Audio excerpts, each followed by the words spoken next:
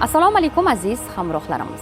Yaxshilar suhbatidan bahramand bo'lmoq nodon ziyofatidan ming bor afzalroq. Haqiqatdan ham olimlarimiz, muallimlarimiz va ziyolilarimiz suhbati har qanday tillakoshonadan, oltindan afzalroqdir va yaxshiroqdir. Dunyo odamzod uchun yaratilgan. Shunday ekan uni ko'z qorachig'idek asrab avaylash, avloddan avlodga mukammal yetkazish insonlarning zimmasidagi mas'uliyatdir. Bunda yaratganning bizga bergan buyuk inoyati, ilm, zakovat, fahm, farosat, odamiylik burchi muhim ahamiyat kasb etadi.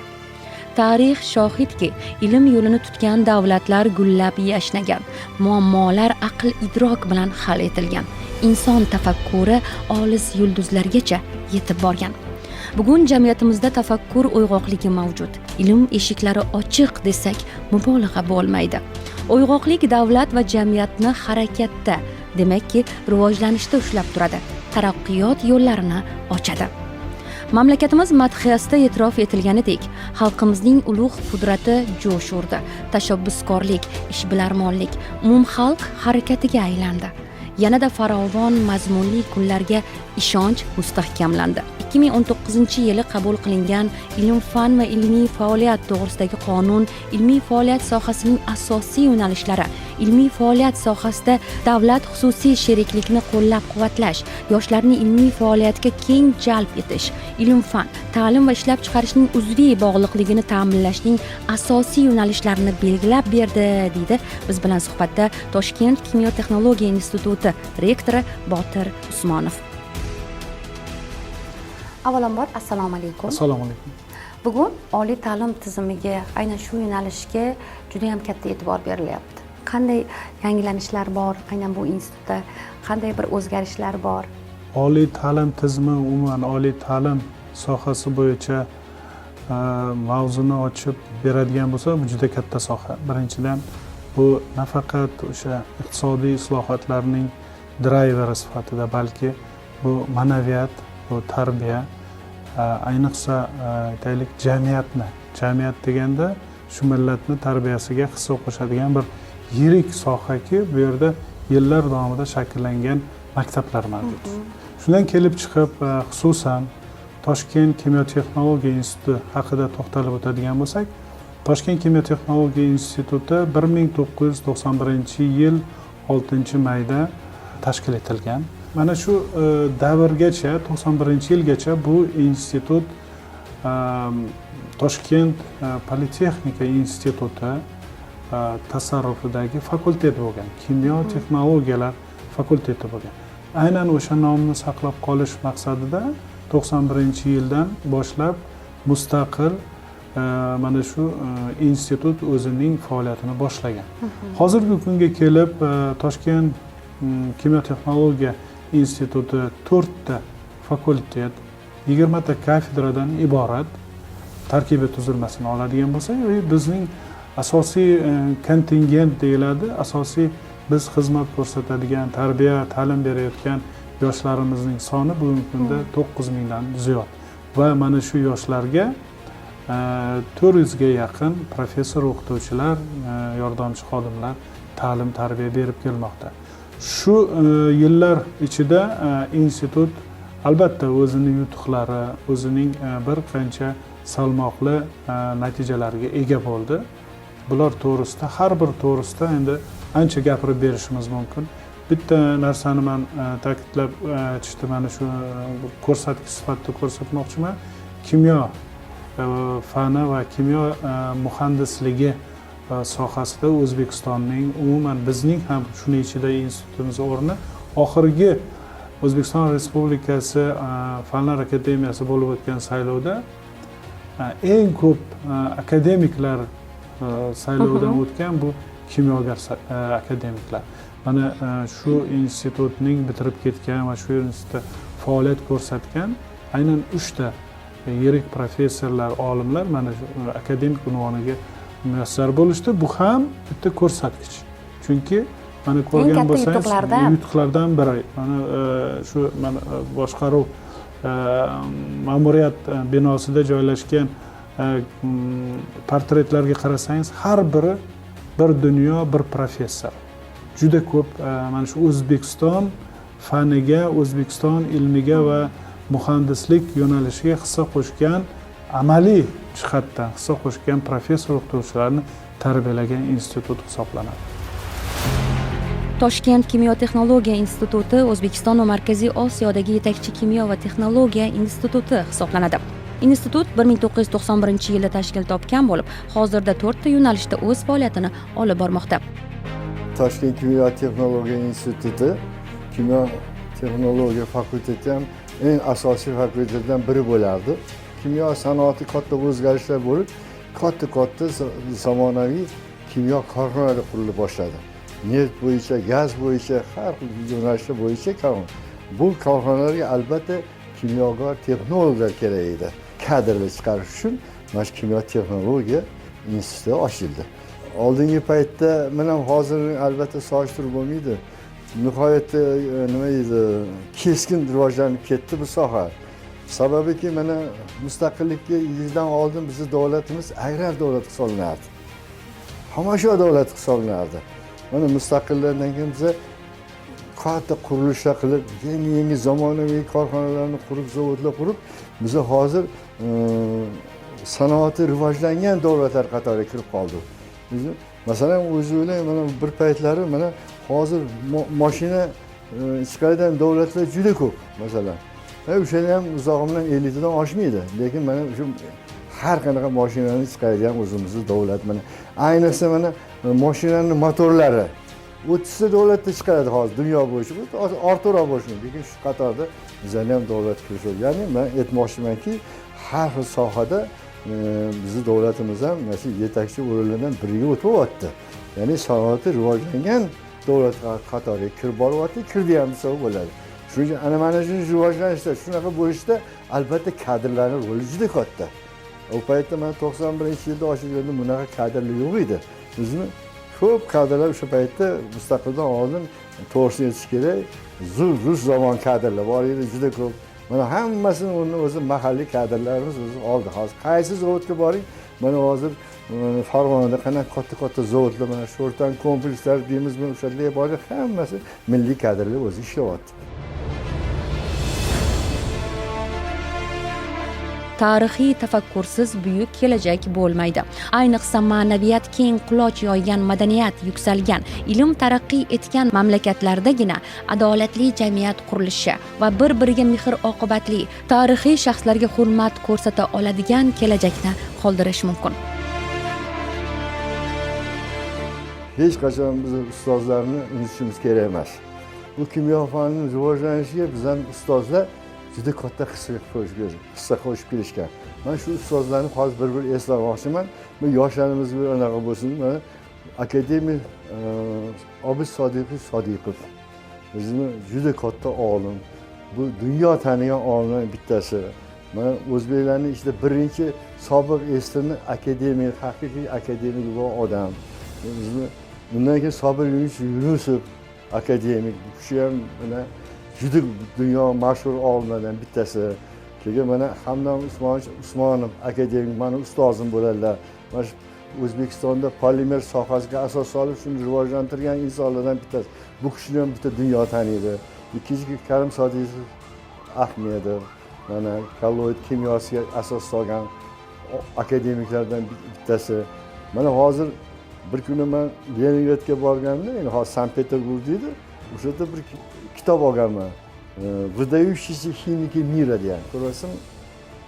Dunyoning buyuk kimyogar olimlari. Shu kitobning ichida 1000 ta olim bo'lsa, 6 tasi O'zbekistondan.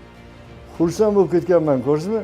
Boshqa respublikadan bitta, ikkita bo'lsa, bizdan 6 tasi kirgan mana mana.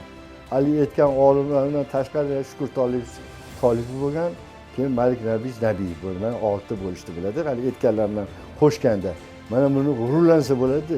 O'zbekistonda kimyo fani nihoyatda rivojlangan fan deb hisoblayman men. Bizni shuning uchun ham mana o'shani natijalari hozir mana korxonalarda yangi raqobatbardosh import o'rnini bosa oladigan mahsulotlar chiqarishga asos bo'lib kelyapti hozir. O'zim men shuni deb o'ylayman. Bundan keyin ham xuddi shunaqa bo'ladi. Qilishimiz kerak.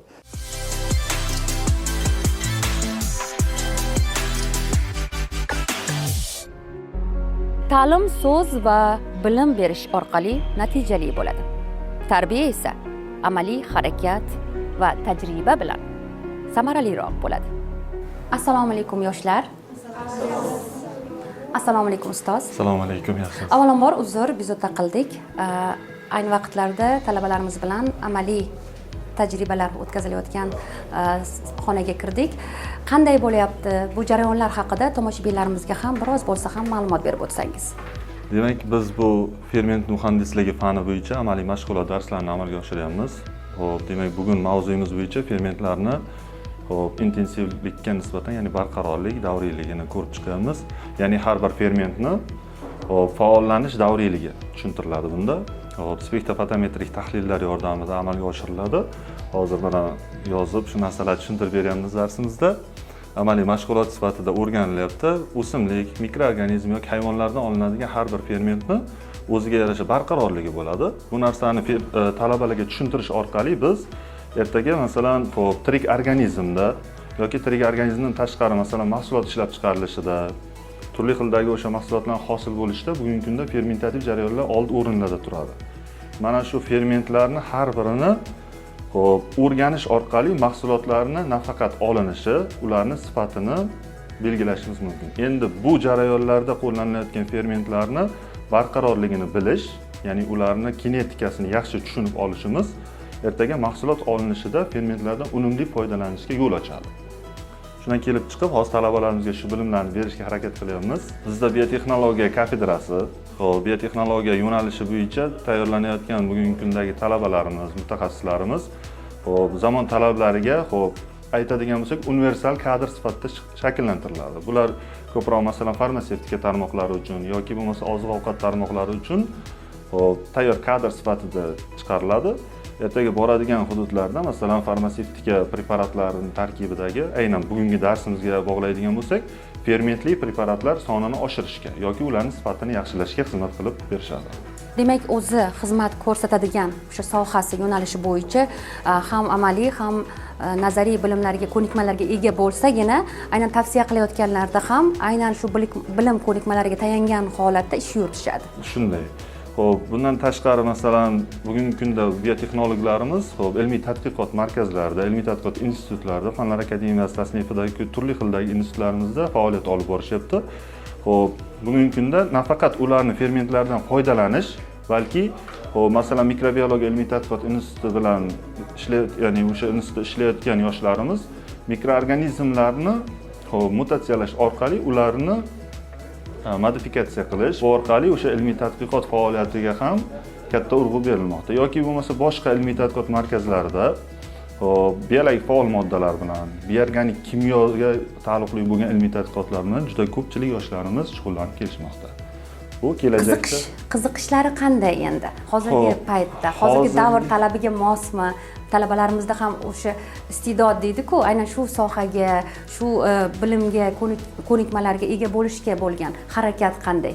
Albatta, bu bizda o'sha yoshlarimiz hozirgi kunda ko'proq o'sha ko'pchiligi masalan tibbiyot, diagnostika sohalarida qiziqishlar yuqori bo'lyapti. Ikkinchi tomondan, farmatsevtika sohasida, oziq-ovqat sohasida ishlab chiqarish va yangi funksional yangilangan mahsulotlar olish.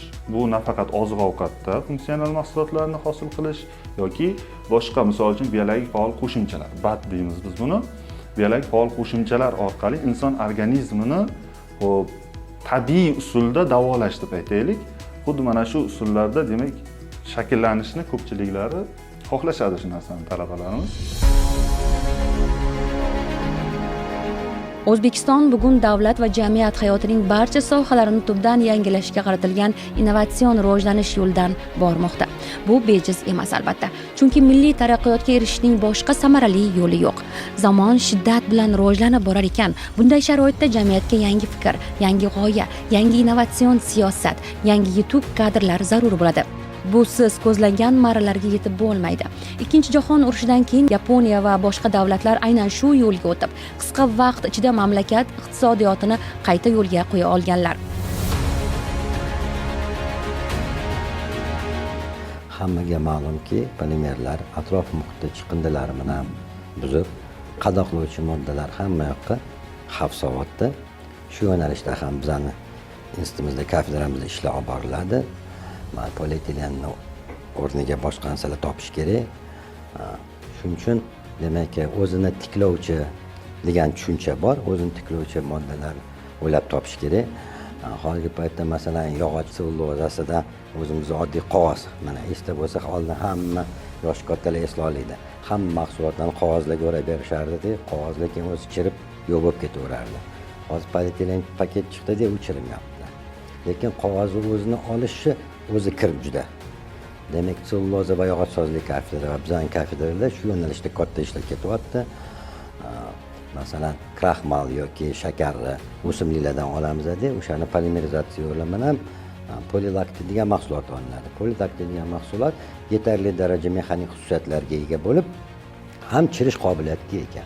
Yana bir narsa aytib berishim mumkin, polimerlar yo'nalishini umuman rivojlanish to'g'risida mana xabaringlar bor. Hozirgi paytda inson organlari yetishtirish, jigari kasalmi, buyragi kasalmi, ana o'shalarni demak genetik namuna olinadi. Genetik namuna keyin oziqaga qo'yiladi. Oziqaga qo'yilgandan keyin insonning jigar yoki o'pkasi yetishtiriladi. Xuddi daraxt o'sgandan keyin yoki gul o'sgandan keyin. Ana o'shanga oziqalar berish kerak. Shu oziqalar berishga ham demak polimerlar. Bu endi uzoq kelajakdagi yo'nalishlar albatta. Ana demak O'zbekistonda polimer kompozitsion materiallarning yana bittasi demak Jizzaxdagi armatura zavodi. Yangi armatura zavodi topilgan, metall o'rniga demak polimer armatura ishlatiladi. Bunga ham demak bizning ancha-muncha hissalarimiz bor. Nasib qilsa shu polimer yo'nalishidan rivojlanish kelajak yuqori. Demak bizning institutimiz va bizning davlatimiz juda ham shu omilni tepada yuribdi. Bu narsani demak hozir qo'shasizlarmi, qo'shmaysizlarmi, yaqindagina nima aytib beraman, mas'ul taassurotini aytib beraman. Gruziya, Ozarbayjon aylanib keldim Armanistondan deb uchrashganlar. Mana keyin so'rayman, shaxsiydan so'rayman, undan so'rayman, zavodga qarayman, magazinga kiraman. Hech qanaqa deyarli bizachalik ishlab chiqarish yo'q. Hammasi Turkiyadan olib kelishadi, Rossiyadan olib kelishadi. Hech qanaqa texnoparklar yo'q. Yutaman hech narsamda so'rasam yo'q, bizda unaqanisi yo'q deydi. Bizning hukumatimiz, mana shu bizning prezidentimizning ish harakatlari bilan ancha-muncha ishlab chiqarishlar qo'yilyapti. Bundan tashqari oxirgi paytda prezidentimiz juda katta e'tibor beryaptilar ishlab chiqarish bilan ilm fanni bir-biriga birlashtirish qilib, bitta ikkita majlislarda qatnashdik. Natija bo'lyapti. Natija bo'lyapti, rivojlanish juda katta bo'lyapti. Umid qilamanki, shu yo'nalishlar juda perspektivniy bo'lib bo'ladi. Ayni daqiqalarda Qadam loyihasi, ya'ni jamoasi Toshkent kimyo texnologiya institutidamiz va biz hozirgina biotexnologiya laboratoriyasiga keldik. Bu yerdagi jarayonlarni o'z ko'zimiz bilan ko'rgimiz keldi. Juda ham qiziqdik. Aynan mana shu laboratoriyada qanday ishlar amalga oshiriladi, amaliyotda qanday qo'llaniladi, bu borada siz bilan birgalikda javob topamiz. Bizni kuzatishda davom eting. Qani ketdik. Toshkent kimyo texnologiya institutida biotexnologiya kafedrasi 2004-yil tashkil etilgan. Ungacha asosiy faoliyatim Toshkent davlat agrar universitetining biotexnologiya kafedrasida bo'lgan. Mana shu kafedra tashkil etilgan yildan boshlab, 2004-yildan boshlab shu yerda faoliyat olib boraman. Mana shu kafedraning o'quv uslubi, ilmiy tadqiqot ishlarini jonlantirish, yo'lga qo'yish maqsadida shu institutga ishga o'tganman. Hozirgi kunda demak 20 yildan ortiq aynan shu institutda faoliyatim davom etyapti. Biotexnologiya kafedrasi tashkil bo'lganda albatta boshlang'ich nuqtada 0 bo'ladi har bir narsa. Birinchi talaba qabul qilgan yilimiz bor yo'g'i 15 nafar talaba qabul qilganmiz. Undan keyin mana magistratura ochildi, doktorantura ochildi, tayanch doktorantura ochildi. Hozirgi kunda 70 nafar talaba qabul qilinadi. Aynan joriy o'quv yilida 50 nafar magistraturaning o'ziga talaba qabul qilingan. Butun respublikada tayanch oliy ta'lim muassasalaridan biri hisoblanadi. Biotexnolog o'qituvchilarni kasbiy malakasini oshirish, ularning malakasini qayta tayyorlash yo'nalishi bo'yicha malakasini oshirish va yetuk mutaxassislar yetkazib beradigan asosiy tayanch oliy ta'lim muassasalaridan va kafedrasidan biri hisoblanadi. Tarixiy universitetlardan bittasi Mirzo Ulug'bek nomidagi O'zbekiston Milliy universitetida rahmatli ustozimiz Rahimov domla bo'ladilar. Mana shu O'zbekistonda biotexnologiyaning kirib kelishi, uning shakllanishi, uning rivojlanish bosqichida o'zining salmoqli izini qoldirgan ustozlarimizdan, asoschilaridan deb hisoblaymiz. Mana shu Rahimov domlamiz, ustozimiz, professor bizlarga talabaligimizda dars bergan. Faqat bir hafta, 10 kun, 2 hafta xizmat safari bilan borib, aynan biotexnologiya bo'yicha dars bergan. Mana shundan qiziqish paydo bo'lgan. Afsuski, o'sha mahallar bizlarda Termiz davlat universitetida umuman bunaqa imkoniyatlar bo'lmasa-da, yoki biotexnologiya, aynan mikrobiologiya bo'yicha shart-sharoitlar deyarli 0 darajada bo'lar edi. Albatta, hozir Termiz davlat universiteti ham o'zimning onaxon o'zimiz tahsil olgan yaxshi yirik universitetlardan bittasi. Hozir ularda ham juda sharoitlar yaxshi. U mahaldagi ta'lim sistemasidagi moddiy texnik jarayonlar bilan ta'minlanganlik darajalari bilan hozirgini ta'minlashning umuman imkoniyati yo'q. Bu albatta zamon talabi. Demak, hozirgi kunda oliy ta'lim muassasalarimizning barchasi, demak, dunyodagi 1000 talik ro'yxatga kirishga harakat qilyapti. Dunyo reytingida o'z o'rnini topishga harakat qilyapti. Buning uchun esa har bir oliy ta'lim muassasasini, shuningdek Toshkent kimyo texnologiya instituti ham, demak, islohotlar bosqichma-bosqich amalga oshirilyapti. Shulardan bittasi mana joriy yilning o'zida mana shu biotexnologiya va biotexnologik tadqiqotlarga asoslangan yangi laboratoriyamiz qurib ishga tushirildi. Bu ham bo'lsa mana shu biotexnologlarga bo'layotgan talabni qondirishning bir yo'li hisoblanadi. Ularning ilmiy tadqiqot ishlariga, umuman o'zi amaliy laboratoriya mashg'ulotlarini yoshlarga to'laqonli tushuntirib berish, ularning o'zining qo'li bilan ishlashini, fikrini uyg'otish yoki ularning ko'nikma va malakalarini oshirishda bu muhim ahamiyat kasb etadi.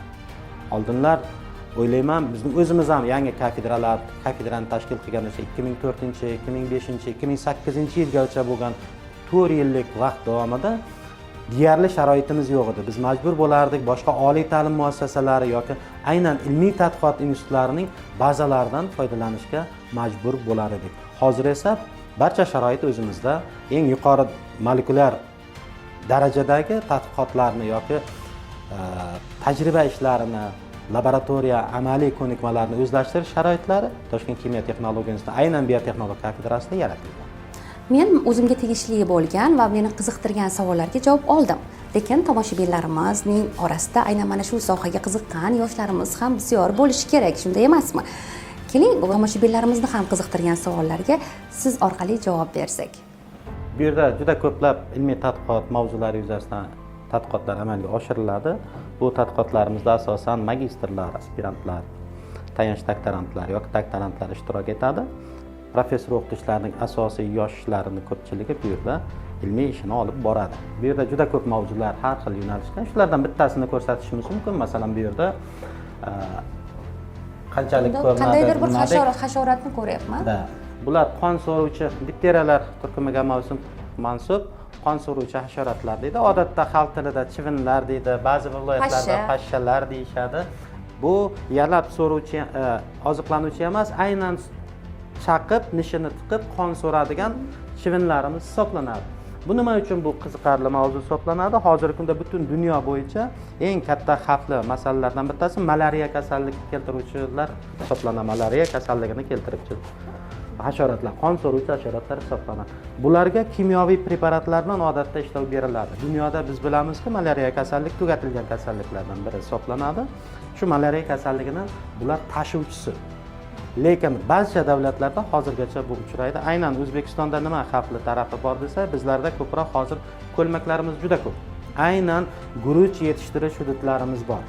Bundan tashqari vaqtinchalik yomg'ir suvlari deymiz, o'rmonlarda yoki tog' oldi hududlarda, tog'larda yomg'ir natijasida vaqtinchalik ko'lmaklar paydo bo'ladi. Bundan tashqari chorvachilik juda rivojlandi O'zbekiston Respublikasida. Qolaversa, parrandachilik, bundan tashqari mana baliq sanoati juda rivojlandiki, bulardan qolayotgan chiqindi mahsulotlarimiz yoki go'nglar deylik, har xil mahsulotlarimiz, bularning atrofida bular juda tez ko'paya oladi. va natijada bular malariya kasalligini keltirib chiqarishi demak mumkin. qanchalik darajada namlik ko'paysa o'sha yerda bu bular pashalarni yaxshi uchratishimiz mumkin. sabab bular asosan tuxumini suvga qo'yadi, lichinka suvda rivojlanadi va qachonki kapalak holiga o'tgandan keyin uchib chiqadi va bu bir kasal odamdan yoki bir kasal organizmdan ikkinchi bir organizmga qon so'rganda kasallikni yuqtirish imkoniyati katta. Bunga esa asosan kimyoviy mahsulotlar, kimyoviy preparatlar asosida kurashiladi dunyoda.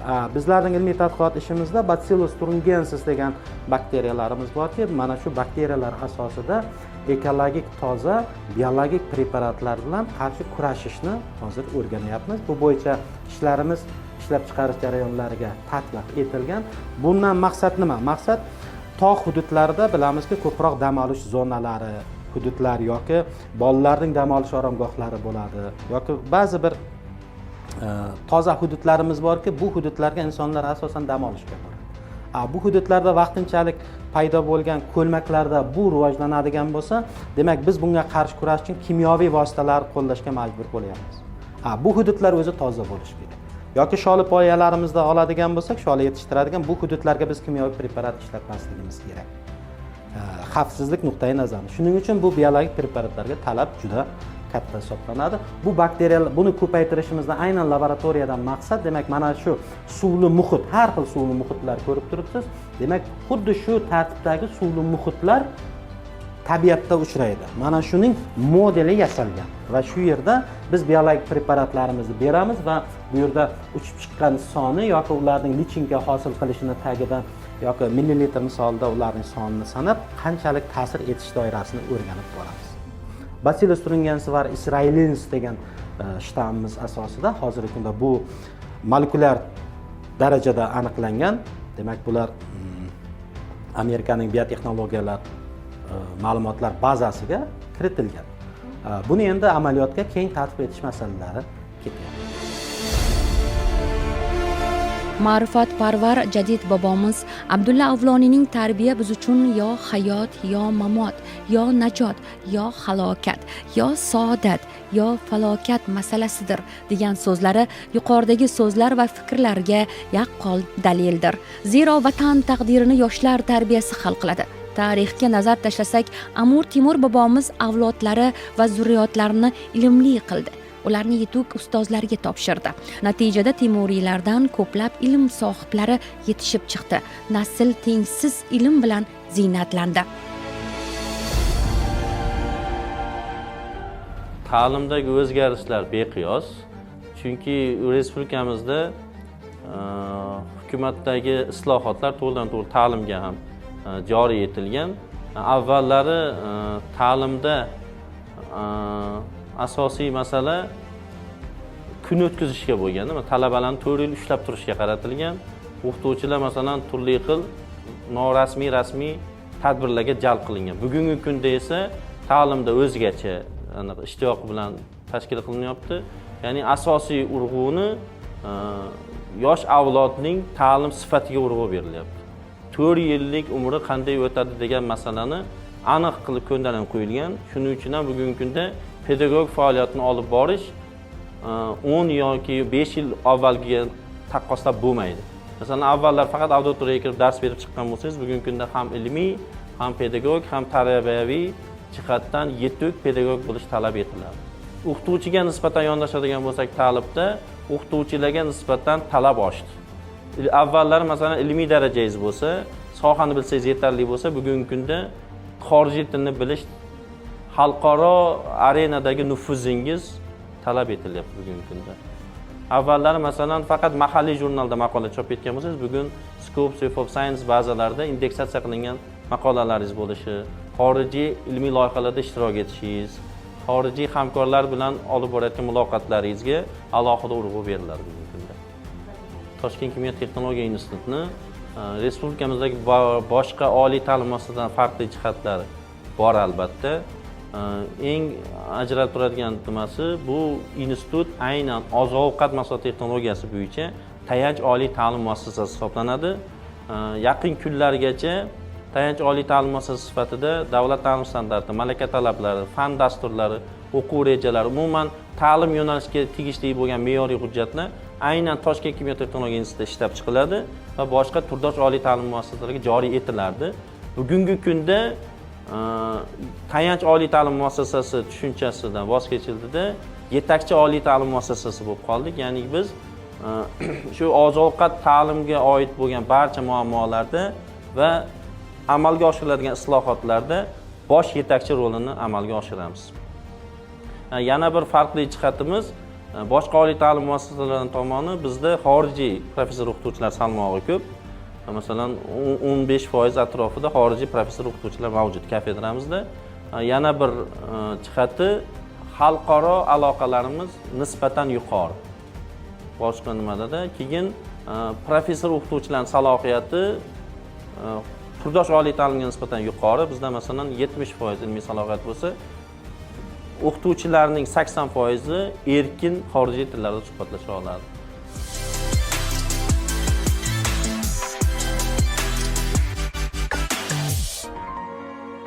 Haqiqatan ham inson xohlasa, intilsa va harakat qilsa, har qanday marrani va marralarni zabt etishi mumkin. Darhaqiqat, yoshlarimiz tarixga hurmat ko'rsatib, ko'proq kitob o'qisa, hamda olgan bilim va ko'nikmalarga amal qilsa, albatta bugungi kundagi global muammolar, mafkuraviy xavf-xatarlar bizga tahdid sola olmaydi. 2021-yil Toshkent kimyo texnologiya institutiga ushbu kafedraga dotsent vazifasini bajaruvchi lavozimida ishga qabul qilinganman. 2022-yildan boshlab mana shu organik sintez texnologiyasi kafedrasi mudiri sifatida faoliyat olib borib kelayotgan bo'lsam, bu albatta menda juda ham katta bir mas'uliyatni yuklaydi, chunki organik sintez texnologiyasi kafedrasi 1940-yil Osiyo industrial instituti qoshida organik kimyo va moylar texnologiyasi kafedrasi nomi bilan o'z faoliyatini boshlagan. Bugungi kunda respublikamizda yaratilgan imkoniyatlar, bugungi kunda mana shu respublikamizda fanga, ta'limga qaratilayotgan islohotlar natijasida organik sintez texnologiyasi kafedrasida ham juda keng yutuqlar amalga oshirildi. Nomzodlik stipendiyalari, prezident nomidagi davlat stipendiyatlari, atoqli olimlar nomidagi nomzodlik stipendiyat talabalari yetishib chiqmoqda. Shu bilan birgalikda organik sintez texnologiyasi kafedrasi bugungi kunda kimyo sanoatining rivojlangan eng yirik tarmoqlari O'zkimyo sanoat, shu bilan birgalikda O'zneft-gaz kompaniyalari bilan to'g'ridan-to'g'ri hamkorlik ishlarini amalga oshirib kelmoqda. Shu bilan birgalikda mana shu prezidentimiz tomonidan amalga oshirilayotgan islohotlar natijasi o'laroq hozirgi kunda dual ta'limni yo'lga qo'yish, ya'ni mana shu dual ta'lim asosida talabalarni ham o'qish jarayoni bilan amaliyotni bir paytda amalga oshirib, fan ta'lim integratsiyasini yo'lga qo'yish kafedrada samarali yo'lga qo'yilgan. Bundan tashqari mana kafedramizda hozirgi kunda ilmiy salohiyati 95% ni tashkil qilib, aynan o'sha paytdagi olimlarni ilmiy maktablarini davom ettirgan holatda 6 nafar fan doktori, 4 nafar fan nomzodi, umumiy holatda ilmiy salohiyatimiz 96% ni tashkil qilmoqda. Yana bir narsani bir faxr bilan aytishimiz mumkinki, mana shu neft va gaz texnologiyalari fakulteti hamda organik sintez texnologiyasi kafedrasi bitiruvchilari hozirgi kunda O'zbekiston Respublikasi neftni qayta ishlash zavodlari, masalan, Sho'rtangaz kimyo majmuasi, O'zbekiston Jitel kompaniyasida bosh mutaxassis, shu bilan birgalikda sanoat tarmog'ida o'zining muhim o'rniga ega bo'lgan yetuk kadrlarni tayyorlab bermoqda va ular hozirgi kunda o'z faoliyatini davom ettirib, respublikamizning kimyo va sanoat tarmoqlariga o'z hissalarini qo'shib kelmoqda.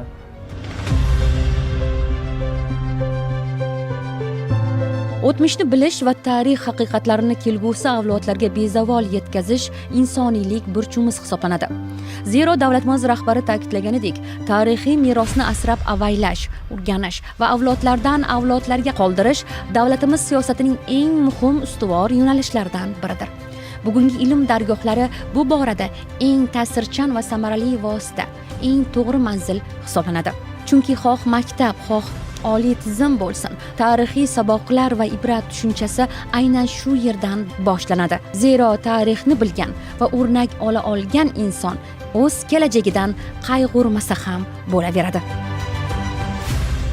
Bahodir aka, hozirgi kunda siz aynan mana shu institutda birinchi prorektor lavozimida ishlab faoliyat yuritib kelyapsiz. Asosan o'zingiz ham yoshsiz, yosh mutaxassissiz va yoshlar bilan ishlaysizda. Yoshlar bilan ishlash qiyin emasmi? Yoshlar bilan ishlash hozirgi kunda qiyin emas, qachonki tizimli ishlarni amalga oshirib, o'zini o'sha yoshlarga bo'lgan hamma mas'ullarni to'g'ri tanlagan holda yo'naltirib, har bir vakillarni, ya'ni bitta yoshga har bitta xodim, ishchi xodim, professor, o'qituvchi, murabbiylari, tarbiyachi pedagoglari, psixologlarimiz, profilaktika inspektorlarimiz hamma biriktirilgan ekan. Ularni har bir sohani egalarini, sohani ustalarini agar tanlab biz birgalikda ishlaydigan bo'lsak agar, albatta bu qiyin emas. Ya'ni hamjihatlikda, birdamlikda yoshlarimizni ta'lim berganda, ta'lim berishda ham sifatli ta'lim berib, hamda ularni ta'limdan keyingi jarayonlarda, ya'ni o'sha bo'sh vaqtlarni mazmunli, eng asosiysi samarali tashkil qilib beradigan bo'lsak agar, albatta biz yoshlarimizni ular bilan ishlashda, ularni iqtidorlarini kashf etishda, ularni iqtidorlarini namoyon etishda bu qiyinchilik tug'dirmaydi. Yoshlarimizni biz kitobxonlikka targ'ib qilish bo'yicha turli tuman loyihalarimiz bor. Jumladan eng kitobxon talaba yoki bo'lmasam javondagi javohirim, kitobni do'st tutgan qalb loyihalari doirasida biz institut miqyosida kitobxonlik tanlovlarini o'tkazamiz. To'g'ri, bu muhtaram prezidentimiz o'sha kitob o'qishda yoshlarimizga avtomobil sovg'a qilgan holda kitobxon talaba yoki bo'lmasam kitobxon yosh kitobxon tanlovlarini o'tkazdilar. Albatta biz mas'ullarga bu mana kitob o'qita olmaganlaringga men o'qitaman deganday bo'ldi. Mana shu biz ularni qiziqishidan va qiziqtirish maqsadida oliy ta'lim muassasamizda shunday an'ana yo'lga qo'yilganki, har o'quv yilida bizda mana bu an'ana bo'lib kelmoqda va mana bu yangi o'quv yilidan ham buni joriy qilmoqdamiz. Ya'ni har bir yoshimizga bir oy muhlat beriladi. Bir oy ichida 10 ta badiiy kitob, bu oxirgi bosqichida, birinchi bosqichida mana yoshlarimizni birinchi bosqichda 10 ta kitob, badiiy kitob e'lon qilinadi va 2 oy muhlat beriladi. Bu mana shu bitta fakultet negizida 50 ta guruh bo'ladigan bo'lsa, shu guruhning ichidagi 30 nafar talaba yoshlar o'rtasida saralab olinadi. 2 oydan keyin yana 10 ta badiiy kitob e'lon qilinadi va yana 2 oy muhlat beriladi. Va mana shu 2 oy muhlat ichida endi fakultetdagi 50 ta guruhlar o'rtasida bu bellashuv ketadi. Buni o'tkazishga mas'ullar bu, ya'ni o'sha yoshlar bilan ishlash bo'yicha dekan o'rinbosarlari, ijtimoiy siyosiy fanlar kafedrasi mas'ul bo'ladi va oxirgi institut bosqichida bu 1 oy muhlat beriladi va 5 ta badiiy kitob e'lon qilinadi. Institut bosqichi bu katta kutubxonalarda, milliy kutubxonalarda o'tkaziladi va sovringa notebook, birinchi o'ringa, ikkinchi o'ringa planshet, uchinchi o'ringa smartfon mukofotlar qo'yiladi va g'olib bo'lmagan, birinchi, ikkinchi, uchinchi o'rinni qo'lga kiritmagan yoshlarimizga ba'zi stipendiya asosida rag'batlantirish amalga oshiriladi va bunda komissiya raislari bu chetdan, ya'ni oliy ta'lim muassasasidan emas, balkim chetdan adiblar, yozuvchilar uyushmasidan, adiblarimizdan ekspertlar jalb qilingan holda o'tkaziladi. Mana bu ham yoshlarimizni o'sha kitobga bo'lgan qiziqishini biz ayta olamizki, 70-75%, hattoki undan ham ko'proq foizda yoshlarimizni kitob bilan qamrab ola olamiz va kitobni o'qigan har bir yosh, men bahslasha olmayman, har qanday notiq bilan ham, har qanday aytishimiz mumkinki, o'sha motivatorlar yoki bo'lmasa hozirgi kunda o'sha notiqlik san'atini o'rgatadigan mutaxassislar bilan bahslasha olmayman. Har qanday yoshni yoki bo'lmasa har qanday inson, komil inson notiqlikni chiqarish uchun bu albatta kitob boyligi bo'lishi kerak va u o'sha kitob o'qigan insongina tahlil qilishni, mana shu kitobxon yoshlarimiz, ya'ni o'sha yuqorida aytganimizdek to'g'ri ta'lim berib, to'g'ri tarbiya beradigan bo'lsak agar, biz hozirgi kunda hamma imkoniyatlar yaratildi. Barcha imkoniyatlar. Aytaylik, turli tuman to'garaklar, tanlovlar, ilgari misol tariqasida aytishimiz mumkin, biz o'qigan davrlarda faqatgina o'sha sertifikat, tashakkurnomalar bo'lgan bo'lsa agar, hozirgi kunda to'g'ri sertifikat, tashakkurnomalar ham kerak. Ya'ni o'sha tanlovlarda rag'bat stipendiya, lekin pul mukofotlari bilan mana talabalarni rag'batlantirish jamg'armasidan talaba yoshlarimizni, iqtidorli talaba yoshlarimizni, harakat qilgan yoshlarimizni va intilgan yoshlarimizga pul mukofotlarini rag'batlantirish, ya'ni mana shu bizda kitobxon tadbirlarimizda yoki bo'lmasa o'sha haftaliklarimizda har bir tadbirlarimizda yoshlarimizni rag'batlantirib, bu ham o'z navbatida yoshlarimizni mana shu tadbirlarga, tanlovlarga, o'zini ustida ishlashga albatta bu ham undaydi. Hozirgi yoshlarimiz shundan to'g'ri xulosa chiqargan holda unumli islohotlardan, o'zgarishlardan, yaratilayotgan imkoniyatlardan unumli foydalangan holda agar foydalanadigan bo'lsa, albatta mana shu bizni o'sha o'zini oldiga qo'ygan maqsadlariga erishadi hamda muhtaram prezidentimizdan o'sha yoshlarimiz baribir 3-renessans deb doim ta'kidlab qayta mana shu 3-renessans poydevorini qo'yadigan yoshlarimiz albatta yetishib chiqadi. To tirik ekansan, kurash, intil, yon. To tirik ekansan, sev, sevil, quvon. To tirik ekansan, izla, qidir, top. To tirik ekansan, intil, yugur, chop. Bizga hamrohlik qilganingiz uchun siz azizlarga tashakkur etamiz. Yana uchrashguncha omon bo'ling deb qolamiz.